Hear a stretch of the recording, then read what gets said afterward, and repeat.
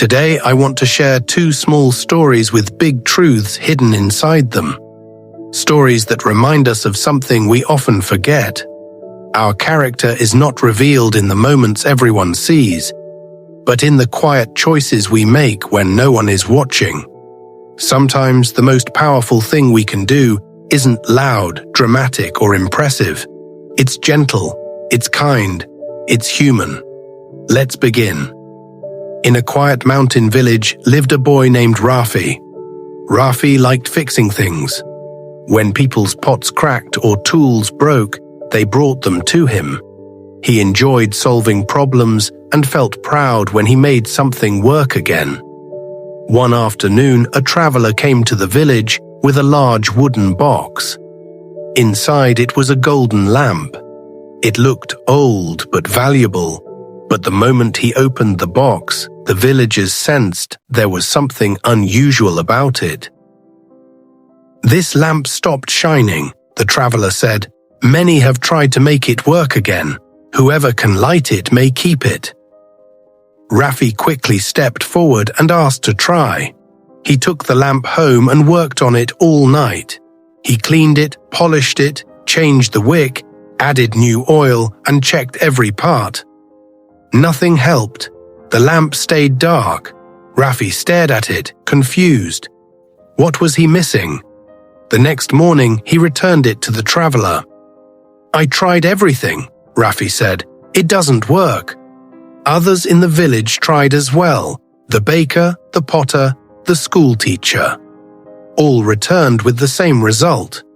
The lamp remained dark. Later that day, a quiet girl named Mina approached the traveler. "May I try?" she asked. She took the lamp, but instead of going home, she carried it through the village. Everyone wondered, what was she doing? She sat with an old woman who was alone. She helped a tired mother carry water. She visited a sick man and kept him company. She comforted a boy who had fallen. Everywhere she went, she held the lamp. By evening, the villagers noticed something strange. At first, it was only a flicker, so faint they thought their eyes were playing tricks. Soon the lamp began to glow, first softly, then brightly. Rafi asked, "How did you fix it?" Mina said, "I didn't fix anything. I just took it with me while I helped people." The traveler said, "This lamp shines in the presence of kindness. It lights up when someone carries it while doing good." He handed the glowing lamp to Mina. She had not tried to win anything. She was simply being helpful. Rafi realized that fixing things was good, but caring for people mattered even more. That night, the lamp lit the village with a warm, steady glow. And the lesson we learned from this story is simple. When you focus on helping others, your light returns to you without you chasing it.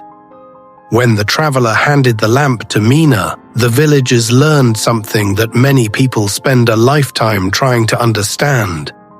Light does not return to those who try to prove themselves. It comes to those who simply choose to be a light. Rafi realized that skill is valuable, but kindness is transformative. The lamp didn't respond to effort, knowledge, or pride. It responded to compassion. And just like that lamp, our lives glow brightest when our actions are rooted in love. A small kindness, a gentle word, a moment of patience. These things may seem ordinary, but they have the power to brighten a village, a home, a heart. In the end, the world does not remember who tried the hardest. It remembers who cared. May we all carry our own lamp, not to make it shine, but to let it shine because of how we treat others. Now, here is another story that teaches an important lesson as well. In another quiet village lived a boy named Leko. Leko loved to run. He trained every day and wanted to be the fastest in the village. For him, life was a race, and success meant crossing the finish line first. The thought of losing never entered his mind. One day the villagers held a race. The boy's eyes sparkled with excitement. It was his moment to prove that he was the fastest and the best. People gathered to watch. Among the crowd stood a wise old man who had traveled from another village after hearing about the talented young boy. He was calm and quiet, and his eyes were full of curiosity rather than excitement. Soon the whistle blew. When the race began, Lecco ran fast and crossed the finish line first. The crowd cheered loudly, but the old man didn't clap. Lecco felt a sting of confusion. Why wasn't this stranger impressed? A second race was held. Lecco won again. The crowd cheered even louder, but the old man stayed silent. Lecco approached him. "Did you see me win?" The old man nodded but gave no praise. Wanting approval, Lecco asked to race again. The old man agreed, but this time he chose the opponents: a frail old woman with a walking stick and a blind man. Lecco was confused. "They can't run," the crowd murmured. What kind of race was this supposed to be? But the whistle blew anyway. Lecco ran alone, finished alone, and no one cheered. The silence felt heavier than any defeat. The old woman and the blind man remained at the starting point, unable to move.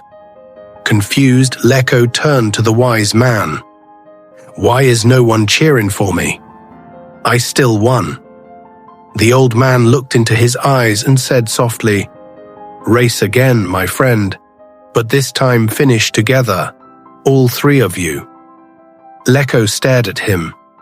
Still, something in the old man's eyes told him that a lesson was hidden here, one he did not yet see. Lecco didn't fully understand, but he returned to the starting line. He held the old woman's hand and guided the blind man. They moved slowly, step by step, until all three crossed the finish line together. The crowd cheered loudly. For the first time, the old man smiled. Lecco asked, "Are they cheering for me or for them?" The wise old man rested his hands on the boy's shoulders and gently said, "My child, the crowd is not cheering because you finished first today, but because you finished together. When you ran alone, you won the race, but when you helped others finish, you won people's hearts. If you run only for yourself, one day you may reach the end, but you will arrive there alone. When you choose to lift others, your journey will never be empty, and your steps will never lack purpose." The boy stood quietly, his pride replaced by humility. For the first time, he understood that winning is not everything. True victory is found in compassion, in lifting others when they fall and crossing the finish line side by side. That day, the young boy learned a lesson he would carry for the rest of his life. The race of life isn't about finishing first, it's about how many people you help along the way.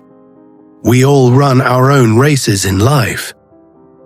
Some of us run for success, others for wealth, recognition, or the fulfillment of personal dreams.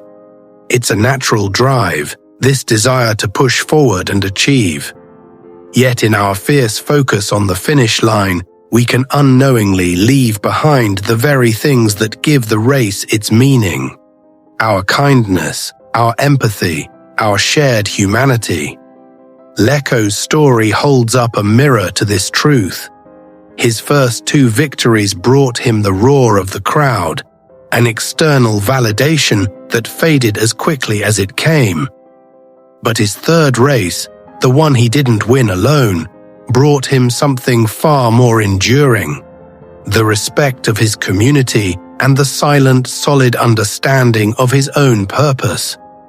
The applause that day wasn't for his speed, but for his character. This is the lesson we can carry into our own daily journeys. We often measure our lives by numbers and milestones: how high we've climbed, how much we've accumulated, how many we've surpassed. But these metrics are fleeting. The true, lasting measure of a meaningful life is found in the intangible. In the number of lives we've uplifted, the hands we've held, and the burdens we've helped to carry. When you pause in your own sprint to share your strength with the weak, your knowledge with the lost, or your time with the lonely, you gain something a trophy can never represent. You build a legacy of connection. So, as you continue on your path, remember this: life is not a solitary sprint to finish first. It is a shared pilgrimage to finish well. Lift others up when they stumble. Walk beside those who struggle. And when you finally look back from your destination, you will understand the profound secret Leko learned. The deepest joy is not found in standing alone at the pinnacle, but in the collective triumph of arriving together. For in the end, true success is not measured by how far ahead you went, but by how many hearts you touched along the way. For more calm and simple stories that teach clear life lessons, stay connected with Tales by Cathie. There is always another story waiting to guide you.